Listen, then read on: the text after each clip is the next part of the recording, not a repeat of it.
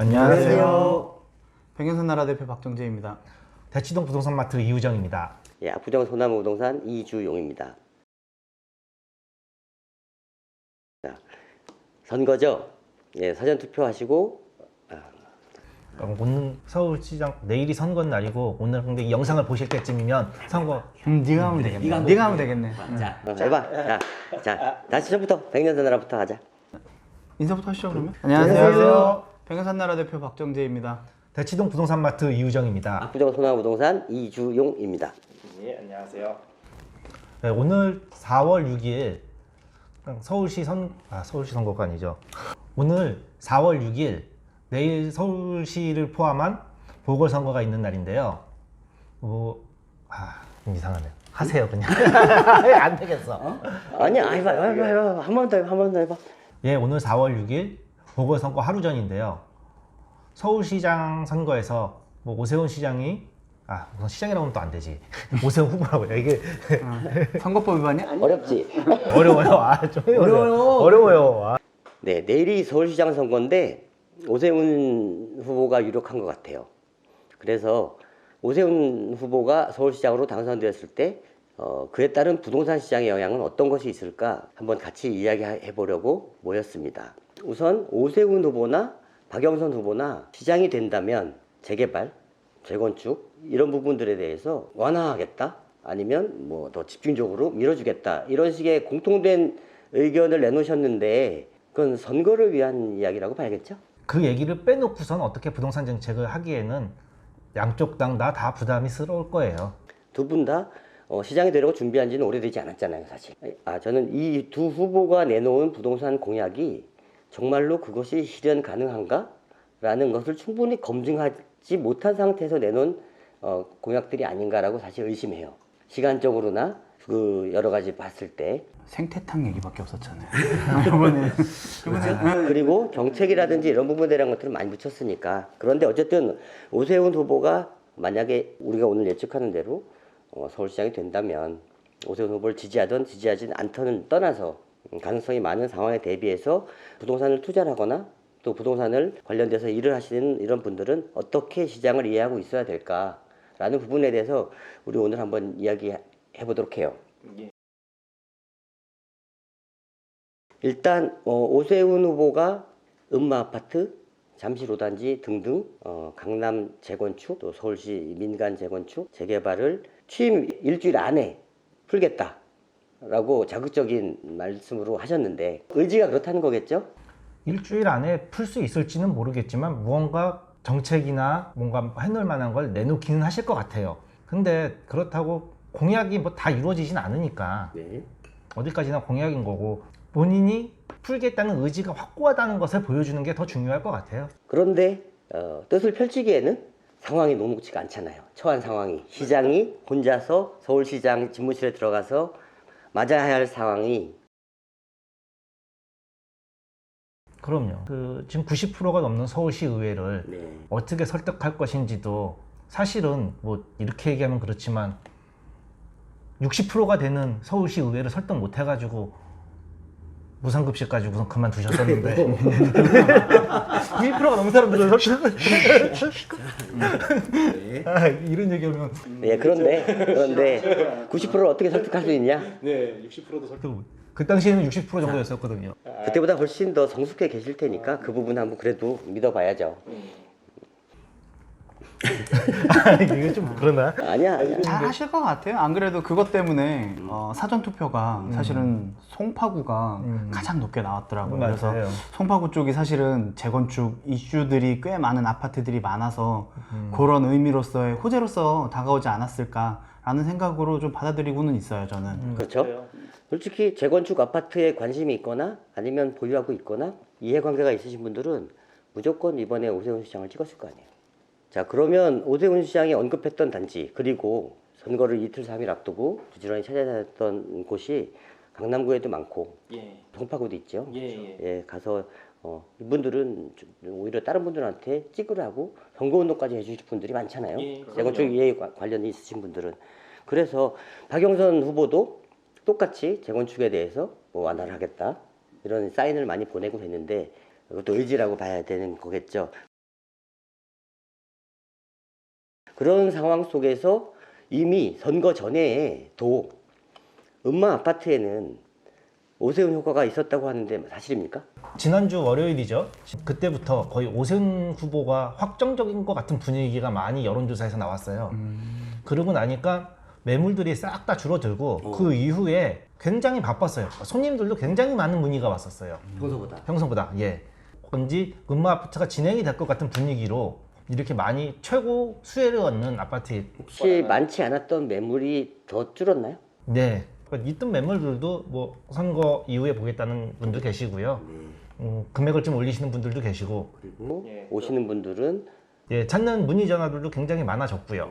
뭔지 진행이 될 것 같은 그냥 그런 분위기가 형성이 되고 있었어요.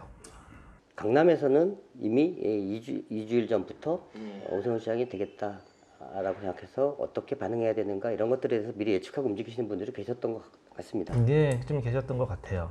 네, 중요한 거는 오세훈 시장이 된 다음에 무슨 일을 하고 어떻게 하고 그러니까 재건축을 어떻게 풀어줘 구체적인 사항이 아닌 것 같아요. 그냥 이 분위기가 지금과 마찬가지로 어떻게 흘러가는지 그러니까 과연 이렇게 될 거라는 이런 분위기에 따라서 사람들의 이렇게 쏠림 현상이 굉장히 심하거든요. 부동산. 맞아요. 이런 바람이 어떻게 부는지에 따라서 그 동요가 심하고 그거에 따라서 가격 변동이 심하고 이렇게 해서 움직이는 것 같아서 시장님이 뭐 재건축을 푸는 데까지 어떤 과정을 거쳐서 어떻게 풀리는지가 중요한 게 아니고 그때까지 시장에서 형성되는 분위기가 어떤지가 더 중요할 것 같아요. 이 얘기를 해볼까요? 오늘 압구정동 현대아파트 76동 11층이 80억에 팔렸다. 80평인데 작년 가을에 65억에 팔렸던 아파트. 그때도 뉴스에 나왔어요. 이 현대아파트 76동에 계신 분들은 6개월에 한 번씩 뉴스에 이슈로 등장하시네요. 지난해 10월에 67억에 마지막 거래됐는데 6개월 만에 80억, 13억이 올랐다는 얘긴데요. 저는 요번에 오늘 80억 실거래가가 찍혀가지고 아까 보고선 압구정동 76동 이런 데는요 사실은 오세훈 시장 뭐 선거에 영향이 있어서 이랬다고 생각하지 않아요. 저거는 시장에 영향을 받는 물건이 아니에요. 그러니까 시장에 나와서 아무나 살 수 있는 물건도 아니고요. 아예 리그가 다른 거예요. 살 수 있는 사람들도 다르고 저거에 관심 갖는 사람들 자체가 아까 20억대, 30억대까지는 그래도 시장에서 어느 정도 형성이 돼요. 왜냐면 우리나라에 아직 50억대에서 100억대 부자가 서울에 굉장히 많거든요. 그 사람들이 20, 30억의 주거비를 쓸 수 있을 정도에. 근데 60억, 70억, 80억의 주거비를 쓸 수 있으려면 본인 자산이 300억, 400억 이상이었을 거예요. 그런 사람들이 몇 명 되지도 않고 그런 사람들이 재건축 아파트에 재건축을 바라보고 산다? 그런 거 딱 이상하거든요. 그러니까 아예 번외예요. 그래서 저는 저 기사를 어떻게 읽냐면 80평이 80억에 거래되었다. 네. 평당 1억이다. 불과 한 달 전 정도 보면 그랬어요. 50평, 40평대가 평당 1억 됐다. 예. 그리고 몇 달 전에 보면 30평대가 평당 1억 됐다 했어요. 그러면 지금 압구정동 현대아파트가 지금 어떻게 흐르고 있냐를 말씀드리자면 예. 처음에는 30평대 적은 평형들이 평당가가 높죠. 예.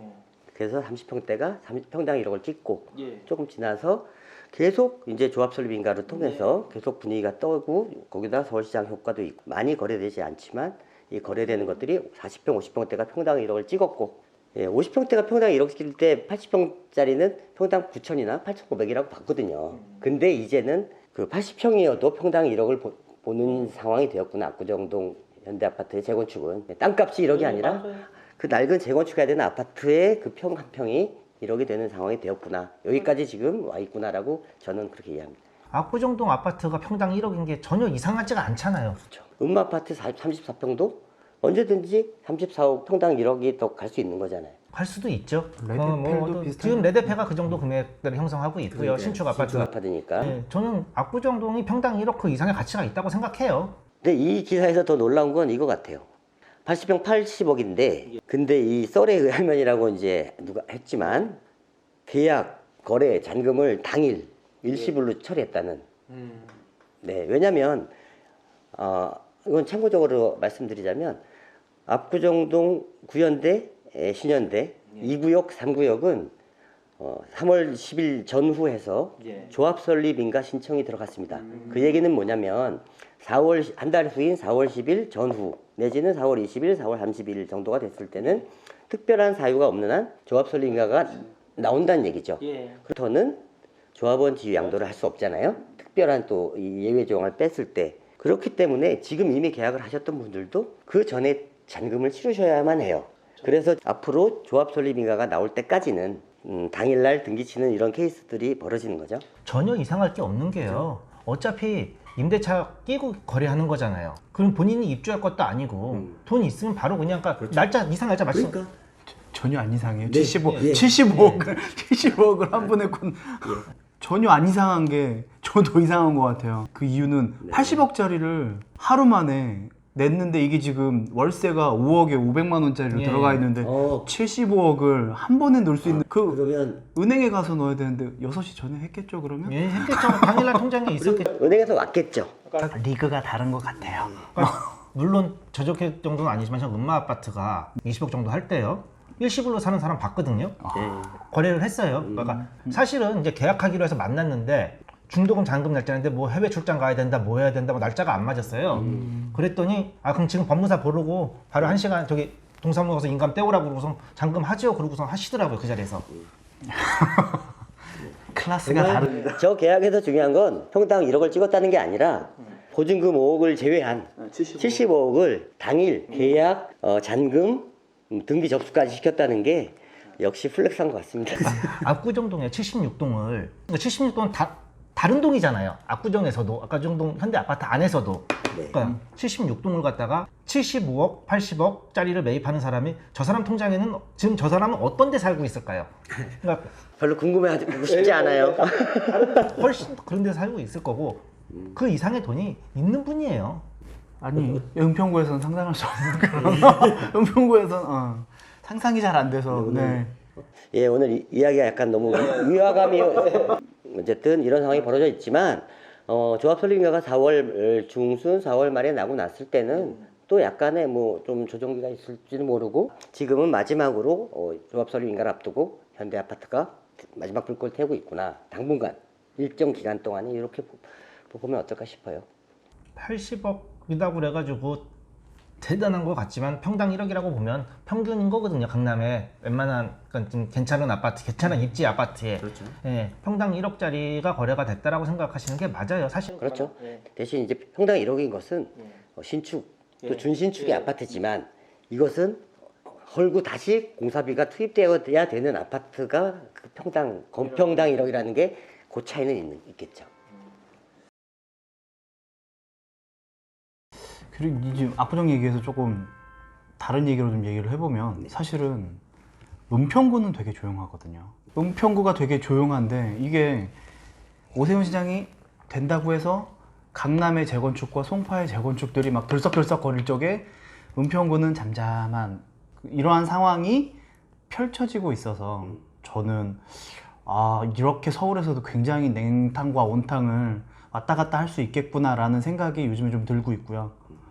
그래서 사실은 은평구는 아시다시피 21개 중에 9개가 요번에 3080 공공재개발에 들어왔는데 얘네들이 정말로 진행이 될 수 있을까도 사실은 조금 의문점이 좀 들기는 해요. 조금 다른 것 같아요. 은평구에 주도하는 아파트들 있잖아요. 지금 그런 주도하는 아파트, 그러니까 은평구를 주도하는 아파트는 신축 아파트인 거잖아요. 그렇죠. 신축 아파트가 은평구의 아파트 값을 주도하고 있지만 뭐 강남도 물론 반포에 뭐 특별한 아파트들이 신축이 주도한다고 하지만 그거보다 이슈되는 건 재건축이 더 뜨겁거든요. 뜨겁기는 열기는. 그러다 보니까 오세훈 시장은 아무래도 재건축에 관련돼 가지고 더 이슈가 발견이 되니까 은평구랑은 조금 얘기가 은평구나 이쪽에는 재건축보다는 재개발 대상 지역들이 많잖아요. 오세훈 시장이나 또 박영선 후보도 얘기했던 것들이 민간 쪽으로 재건축 또는 재개발을 지원을 하겠다라는 의사는 강하게 보였으니까 일단 그 전에 부랴부랴 정부에서 국토에 발표한 게 공공재개발의 2차 후보지 16곳 선정. 그 다음에 3080 21곳 선정. 그런데 은평 같은 경우는 공공재개발을 이제 다 탈락을 했지만 맞습니다. 그런데 3080에는 기대 이상의 숫자가 깜짝 놀랄 정도로 많이 되겠죠. 그 지역의 상황들은 어떻게 봅니까? 되게 조용한데 제 느낌은 그래요. 이거 아무것도 하지 말라는 얘기거든요.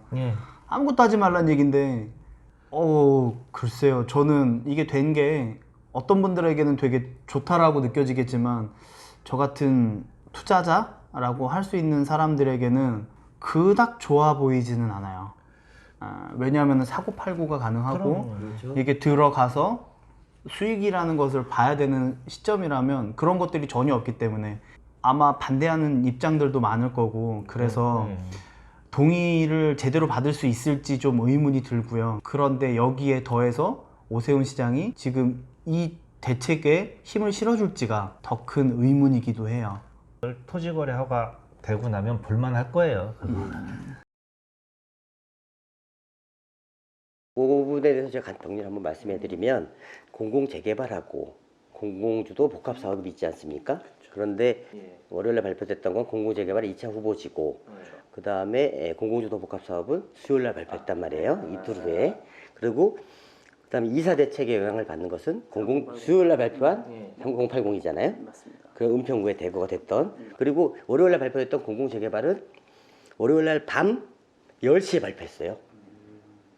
예, 그래서 이걸 발표하고 나면 보통 지난번 같은 경우는 4일, 5일 후에 토지거래 허가를 묶었거든요. 예, 그래서 그 전에 등기실 것들을 등기치고 했는데 밤 10시에 발표하고 2시간 후인 12시부터 토지거래를 묶었어요. 이번에. 예, 그래서 공공재개발 2차 후보지 같은 경우는 지금 현재 다 토지거래 허가로 묶여 있는 상태고요. 대신 공공주개발 2차 후보지 같은 경우는 2월 4일 날 발표했던 현금 청산, 2월 4일 이후 거래의 현금 청산에 해당하진 않아요. 예, 해당하진 않아요. 이거는 그 이후에 거래를 하더라도 현금 청산 당하지 않고 거래가 가능합니다. 다만 토지 거래 허가를 받아라 이런 식으로 규제를 하는 것이고, 그 다음에 3080 같은 경우는 이것은 토지 거래 허가를 안 묶었어요. 그리고 묶을 계획도 당분간은 없어요. 과열되기 전까지는. 그런 그 이유는 뭐냐면 이미 이사 대책에서 2월 4일 이후에 요것에 해당하는 매물들이 거래가 된다면 걔들은 현금 청산할 것이다 라고 했기 때문에 그건 안 묶어놨는데, 발표를 한 다음에도 거래가 되거나 이러진 않잖아요. 될 리가 없죠. 그렇죠. 현금 청산이라는 부분에 대해서 서슬퍼렇게 저렇게 있는데, 그래서 지금 상태로는 어쨌든 공공재개발이든 3040 공공주도 복합사업 같은 경우 둘 다 지정이 되었지만 그것을 뭐 좋아지겠네, 아니면 만약 된다면 어떻게 되겠네라는 거 보지만 그걸 들어가서 내가 뭘 돈을 벌고 먹겠다라고 관심을 가질 수 있는 판은 아닌 것 같아요. 그런 상황 같은데, 중요한 것은 둘 다 안 그래도 지금 LH 사태 때문에 많은 난관이 예상되는데 거기에 시장 사무실에 오세훈 시장이 있다고 하면 더 어려워지는 것은 명확관하다고 봐야죠. 그리고 저희 사무실에 놀러 오신 사모님께서 이 대책에 대해서 모르고 있다가 요번에 3080 요게 이렇게 해서 많이 묶였어요. 은평구에서 그랬더니만 그분이 단박에 그러시더라고요. 자기 이사 가야겠다고. 왜요? 그랬더니만 임대만 들어와서 은평구는 그러면 임대밖에 사람들이 생기는 게 아니냐고, 이미지 별로 안 좋아질 것 같으니까 이사를 좀 가는 것 좀 생각해봐야겠다라는 얘기를 하시더라고요. 좀 골고루 좀 분산해서 하시지. 제가 알기로는 그래요. 이게 수요일마다 공급 대책에 관련된 브리핑을 한다고 하죠. 예, 내일 서울시장 선거 날인데 그날도 할지 모르겠지만, 그래서 이번에는 4개구만, 서울시 25개구 중에 4개구만 그 3040 선정을 했잖아요. 1주, 2주, 3주 후에 또 다른 구들도 추가로 선정을 할 거라고 보여집니다. 그렇게 보여지는데 중요한 것은 공공재개발은 그래도 선정된 지역들에서 좋아하는 편인 것 같아요. 근데 공공주도 복합 3080은 이후에 거래를 한 사람은 아무도 동의하지 않을 것이고, 그럼 그분들이 3분의 1이 되면 1년 안에 풀어야 되는 거잖아요. 해제해야만 하는 거잖아요. 그건 정말 어려울 텐데 거기다 시장님까지 오세훈 시장이 되었다라고 하면 공공주도 복합 사업은 정말로 정말로 힘들겠다라는 생각. 어떻게 풀까? 아니 뭐 민간이 할 수 있게끔 더 도와줄 수도 있죠. 근데 그 1년 안에 1년 안에는 그 1년 안에 뭔가가 국토부와 정부의 입장과 이 새롭게 오세훈 시장의 입장과는 완전히 다른 부분이기 때문에. 자, 그럼 우리 이 얘기를 한번 해봅시다. 지금 2가지 정도의 의견이 있어요. 첫째는 오세훈 시장이 되면 재건축, 재개발, 민간으로 다 많이 하겠다. 그러면 다시 한번 뒤집어지는 거 아니에요? 라고 생각하시는 분들이 계시고, 또 한파트로는 시장 하나 바뀐다고 해서 서울시의회가 지금 이렇게 장악을 하고 있고, 또 국토부와 정부가 저렇게 방향을 잡고 있는데 과연 힘이 있을까라고 하는 부분, 박정대 대표님은 어떻게 될 거라고 예상하세요?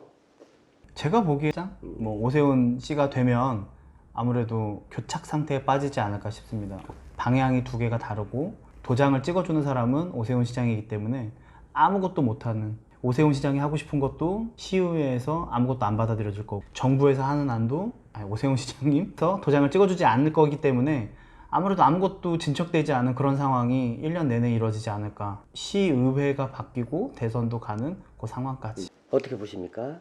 저는 그게 진행이 되든 어떻게 되든 그건 하나도 안 중요해요. 그러니까 뭐 진행이 될 수도 있고 안 될 수도 있지만, 그러니까 그때 분명히 어떠한 정부 입장의 메시지, 국토부 입장의 메시지, 그러니까 그다음에 민주당 입장의, 서울시 입장의 메시지들이 계속 나올 거라고요. 그 메시지를 보고 시장이 요동치고 그 시장은 그거에 따라서 움직이는 거지, 이게 결정해서 사업이 진행이 되냐, 삽을 떴냐 안 떴냐, 이건 아무 중요한 게 아니에요.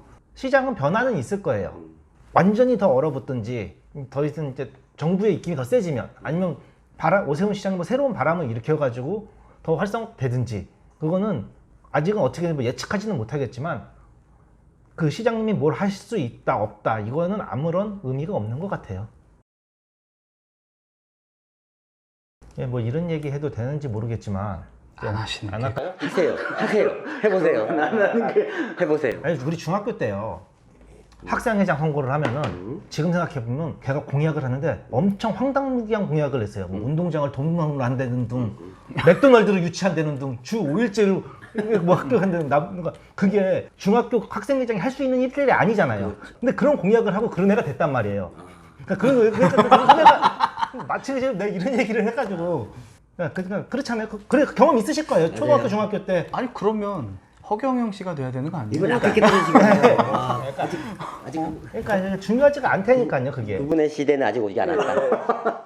허경영 씨가 돼야 되는 그런 상황인 것 같은데. 그러니까 중요하지가 않아요. 중요하지가 않고, 그러니까 그때 학생회장 하셨던 분들, 뭐 하셨던 분들이 다 커서 정치도 하시고 선거도 나가시고 다 그런 거 하고 계세요, 그분들이. 그럼 마지막으로 이 얘기 한번 나눠봤으면 좋겠어요. 오세훈 시장이 되었어요. 정부는 부동산 정책의 실패로 인해서 이번 선거를 졌다고 생각하겠죠. 그렇겠죠. 그러면 이 선거에서 성남 민심을 받아들여서 여태까지의 기조를 바꿀 것이다. 1. 바꿔야 된다는 것은 알지만 바꿨을 때 콘크리트 지지층이 무너지는 효과를 더 얻을 수 있는 것이 두려워서 오히려 더 강한 규제를 내놓을 것이다. 2. 만나본 분들은 의견이 나눠지는데요. 어느 쪽에 가까운 상황이 벌어질 거라고 보세요? 그러니까 문재인 대통령 레임덕과 그대로 이어지기 때문에, 네. 그러니까 레임덕이 가속화될지 아니면 레임덕을 막아낼지가 가장, 그게 제일 중요해요. 레임덕을 가속화되면 분명히 입장을 바꿀 수밖에 없을 거고요. 레임덕을 막아내면 본인들의 했었던 그걸 그대로 이어나갈 것 같아요. 그대로 이어나갈 것 같고. 근데 어떨 가능성이 많다고 보세요? 느낌적인 느낌? 느낌적인 거는 반반 같아요, 솔직히. 어떻게 보십니까?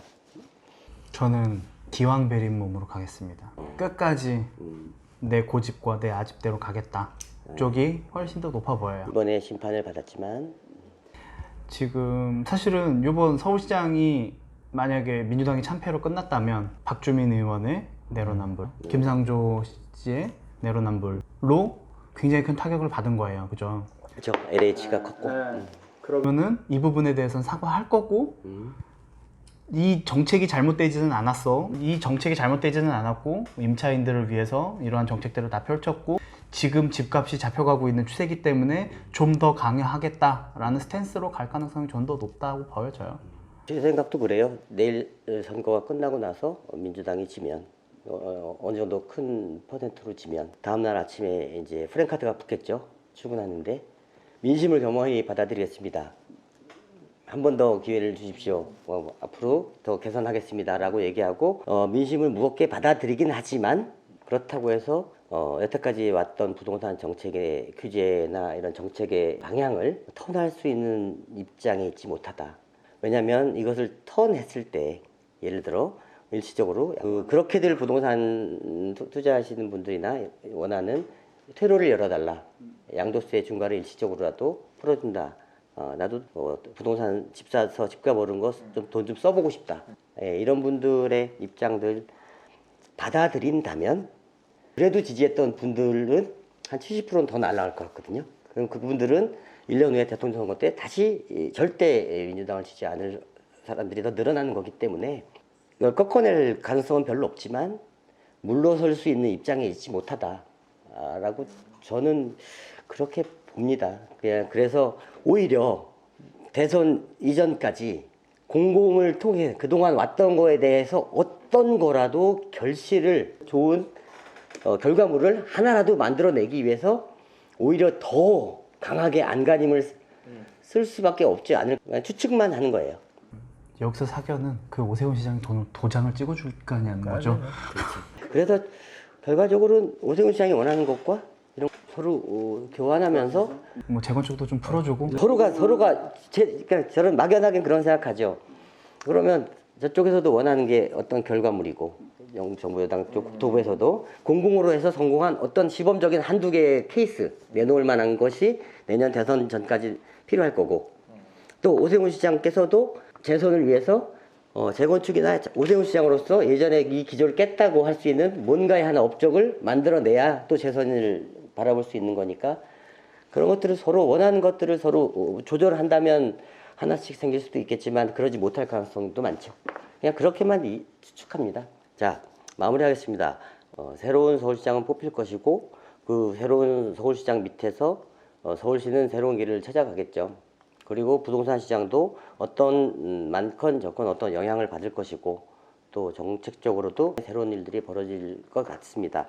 이 상황에서 부동산 쪽으로 상당히 혼란스럽고 앞으로의 미래에 대해서 불안해하시는 분들도 많고 저희도 안개 속을 헤매는 것 같은 느낌이 들기도 하는데 간단한 우리의 대화에서 한 가지라도 도움이 되실 수 있는 얘기가 있었으면 좋았겠고요.